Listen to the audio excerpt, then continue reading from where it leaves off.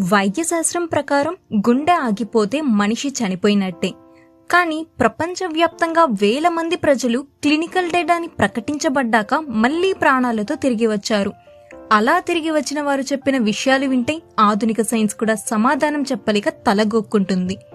ఒక చీకటి సొరంగం, చివర్లో ఒక అద్భుతమైన వెలుగు, చనిపోయిన బంధువుల పలకరింపులు, ఇవన్నీ కేవలం భ్రమలా లేక నిజంగానే పరలోకానికి ఒక ద్వారముందా?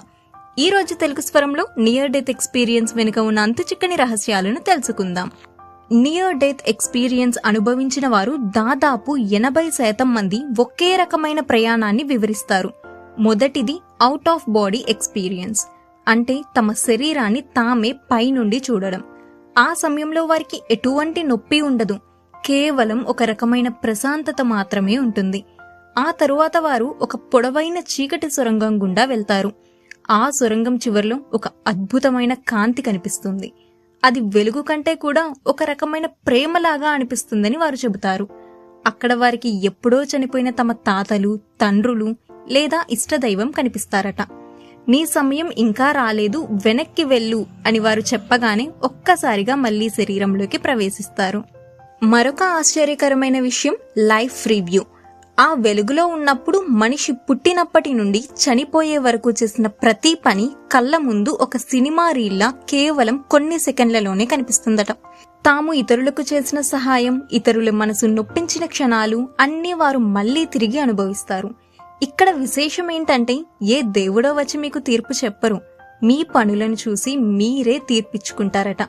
అందుకే తిరిగి బ్రతికిన వారు తమ జీవితాన్ని పూర్తిగా మార్చుకుంటారు. డబ్బు, హోదా కంటే ప్రేమ మరియు దయ గొప్పవని వారు గ్రహిస్తారు.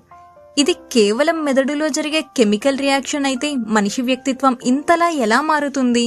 శాస్త్రవేత్తలు దీనికి ఆక్సిజన్ డెఫిషియన్సీ అనే కారణం చెబుతారు. మెదడుకి ఆక్సిజన్ అందనప్పుడు అది గందరగోళానికి గురై ఇటువంటి దృశ్యాలను సృష్టిస్తుందని, లేదా చనిపోయే ముందు మెదడు DMT అనే పవర్ఫుల్ డ్రగ్ లాంటి కెమికల్ ను విడుదల చేస్తుందని భావిస్తారు. కానీ ఒక అంధుడు నియర్ డెత్ ఎక్స్పీరియన్స్ లో తనకు రంగులు కనిపించాయని, చుట్టూ ఉన్న వస్తువులను వర్ణించాడని తెలిసినప్పుడు సైన్స్ కి మాటలు రాలేదు.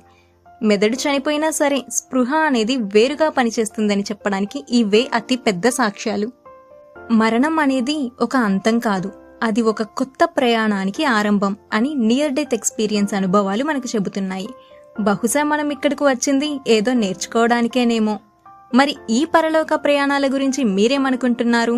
మీకు తెలిసిన వారెవరైనా ఇటువంటి అనుభవాన్ని పంచుకున్నారా? కమెంట్ చేయండి.